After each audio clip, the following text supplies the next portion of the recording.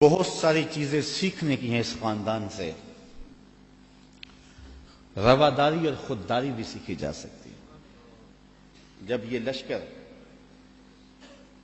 حضرت امام حسین رضی اللہ تعالیٰ عنہ کو شہید کر دیتا ہے اور آپ کے لاشوں کے اوپر گھوڑے دوڑائے جاتے ہیں اور ہوائیں مٹی ان کے اوپر اڑا دیتی ہیں اور پھر وہاں سے شہیدوں کے سر نیزوں پہ چڑھا کے کوفہ اور کوفہ سے دمشق لے جایا جاتا ہے، تو یزید پوچھتا ہے اپنے خاص لوگوں سے کہ اس راستے کے اندر تم نے ان کی کیفیت کیا دیکھی؟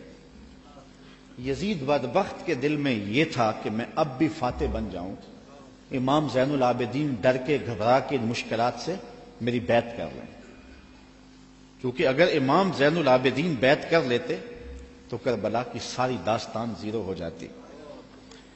اور وہ یہ کرنا چاہ رہا تھا، لیکن زین العابدین کی رگوں میں بھی تو خون حسین تھا، تو بڑے دکھ دیے. آدمی حیران ہو جاتا ہے کہ کس طرح انہوں نے گھوڑوں کے اوپر سوار کرا کے اطرت پیغمبر کو بازاروں میں پھرایا اور پھر ان کے سر نیزوں کی نوک پہ چڑھے ہوئے تھے. لیکن دربار یزید میں جب پہنچے تو یزید نے اپنے خاص لوگوں سے پوچھا کہ کیا ان کی اب حالت ہے؟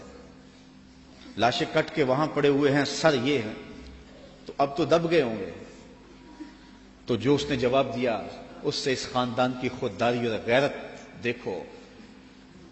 اس کے معتمد خاص نے کہا کہ ہم کربل سے یہاں تک پہنچے ہیں اور ہم نے بہت دکھ بھی دیے ہیں، ان کو ذہنی اذیتیں بھی دی ہیں، بعض جگہوں کے اوپر ان کے اوپر پتھراؤ بھی ہوا ہے، لیکن لگتا یہ رہا ہے کہ فاتح یہ ہیں اور ہم مفتو ہیں.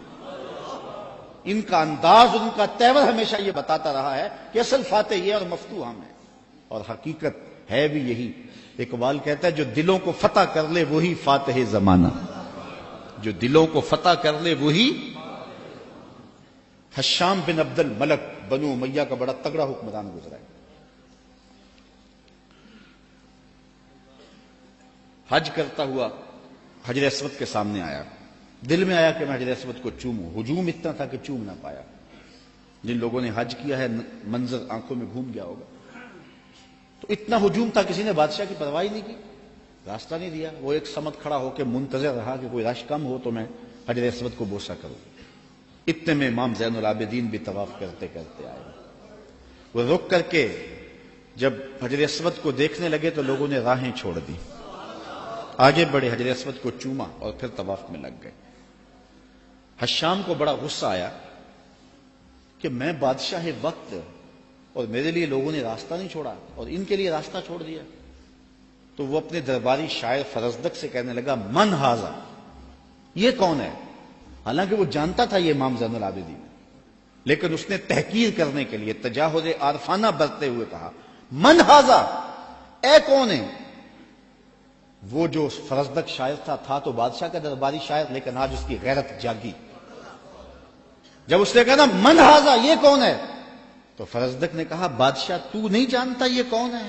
اس کو تو بتہا کہ سنگ ریزے بھی جانتے ہیں یہ کون ہے، اس کو تو فرش والے بھی جانتے ہیں اور افلاک والے بھی جانتے ہیں کون ہے.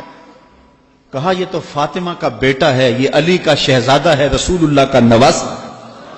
اور پھر کھڑے کھڑے امام کی شان میں قصیدہ لکھ دیا اور اس میں فرزدق نے بادشاہ کو مخاطب ہو کے کہا تیرا نکرہ کرنا اس معرفہ کو نکرہ نہیں کر دے گا. یہ کل بھی معرفہ تھا، یہ آج بھی معرفہ ہے. تیرا من ہاذا کہنا اس معرفہ کو نکرہ نہیں کرے گا. بادشاہ کو اتنا غصہ آیا کہ اس نے فرزدق کو ایک بند کنویں میں ڈلوا دیا، قید کروا دیا. امام کو پتہ چلا تو انہوں نے اشرفیوں کی ایک تھیلی بطور جو ہے وہ محبت فرزدق کے پاس بھیجی. اس نے چوم کی آنکھوں سے لگائی اور خادم کے ہاتھ میں واپس کرتے ہوئے کہا کہ امام سے کہنا، میرا سلام دینا، کہنا ان ٹگوں کے لیے بادشاہوں کی نوکری کی ہے ساری زندگی، اور یہ جو میں نے قصیدہ لکھا ہے پیسوں کے لیے نہیں کیا، اشرفیوں کے لیے نہیں لکھا، آپ کے نانے کی شفاعت کے لیے لکھا ہے. جو دلوں کو فتح کر لے وہی فاتح زمانہ.